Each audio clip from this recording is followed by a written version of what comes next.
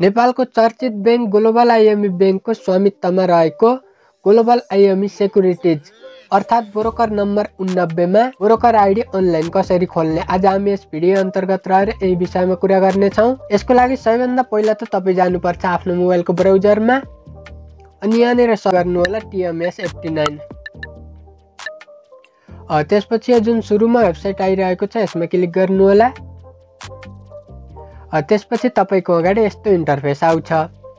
तपाईले यहाँ new registration भन्ने भेटाउनु हुनेछ, यसमा क्लिक गर्नु होला। क्लिक गरिसकेपछि तपाईको अगाडि यस्तो इन्टरफेस आउँछ। सबैभन्दा पहिला तपाईले के चाहिन्छ म देखाउन चाहे है त, डकुमेन्टहरु के चाहिन्छ त्यो।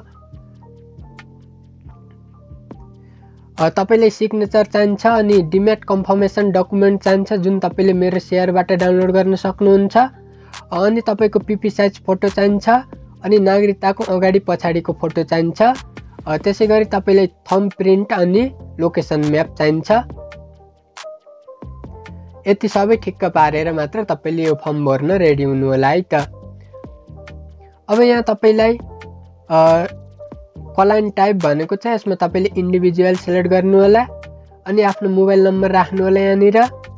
अनि मेम्बर ब्रान्च काठमाडौँ नै हो, यही राख्नु होला। अनि यदि तपाई धेरै कारोबार गर्न चाहनुहुन्छ भने तपाईसँग प्यान नम्बर छ भने तपाईले प्यान नम्बर पनि राख्न सक्नुहुन्छ। यदि छैन भने नराख्दा नि फरक पर्दैन। यो जुन साइडमा रातो टिक देखाइरहेको छ यो चाहिँ तपाईले म्यान्डेटरी भर्नै पर्ने हुन्छ।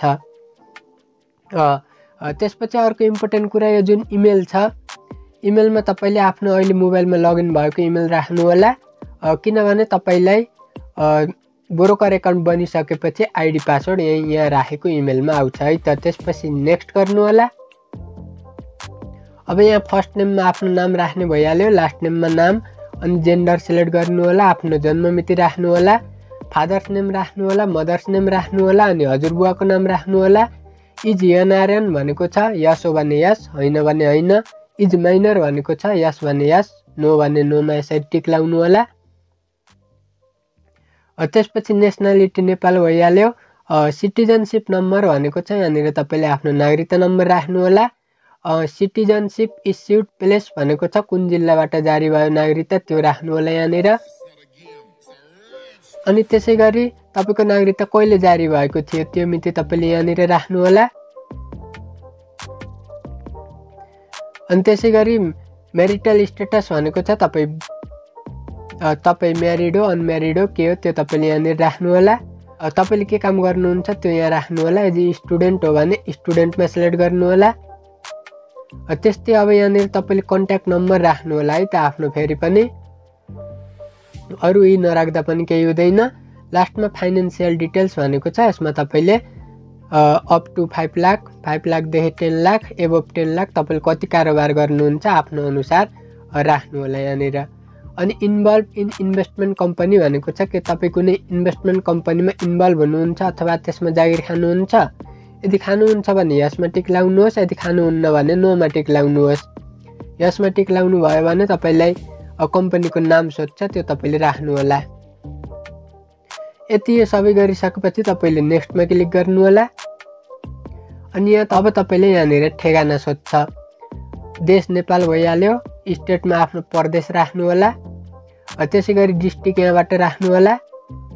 त्यसैगरी गाउँपालिका वा नगरपालिका अनि वार्ड नम्बर अनि आफ्नो गाउँ टोलको नाम यहाँनिर राख्नु होला। यो तपाईको पर्मानेन्ट एड्रेस भयो। अब तपाई कोही टेम्पररी अन्त बस्दै हुनुहुन्छ भने तपाईले एड टेम्पररी एड्रेसमा छुएर त्यो पनि राख्न सक्नुहुन्छ, नत्र सेम एज पर्मानेन्ट एड्रेस पनि गर्न सक्नुहुन्छ। त्यसपछि तपाईले नेक्स्ट गर्नु होला। त्यसपछि यहाँनिर तपाईले बैंकको डिटेल राख्नुपर्छ, कुन बैंक हो, कुन बैंकमा तपाईको खाता छ त्यो यहाँनिर राख्नु होला। अनि ब्रान्च कहाँदेखि खोल्नु भएको थियो बैंक, कुन ब्रान्चदेखि त्यो यहाँनिर राख्नु होला।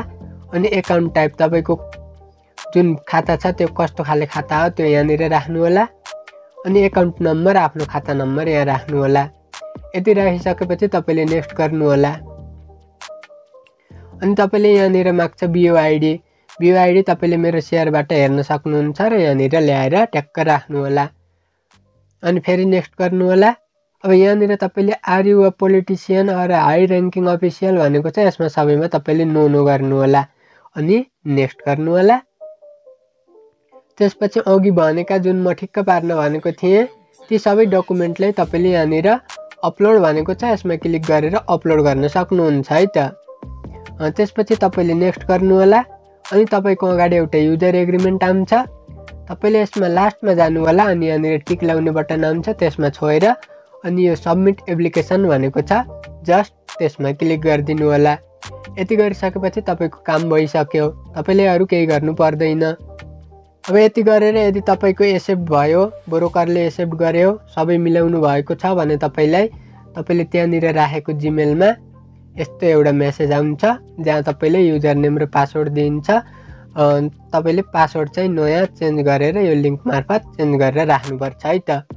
यसरी तपाईँले सजिलैसँग घरमै बसेर ब्रोकर एकाउन्ट खोल्न सक्नुहुन्छ। यदि तपाईँले यो सब गर्न झ्याउ लाग्छ भने डिस्प्लेमा आइरहेको नम्बरमा व्हाट्सएप गर्न सक्नुहुन्छ। म तपाईँको ब्रोकर एकाउन्ट ग्लोबल आइएमई सेक्युरिटिजमा बनाइदिन्छु है त। भिडियो कस्तो लाग्यो, भिडियो मन परे कमेन्ट गर्नु होला। ब्रोकर एकाउन्ट खोल्दा केही समस्या आयो, केही कुरा बुझ्नु भएन भने मेरो फेसबुकको लिङ्क डिस्क्रिप्सनमा छ, त्यहाँनिर जोडिएर मसँग पर्सनल कुरा पनि गर्न सक्नुहुनेछ। हस् त, धन्यवाद।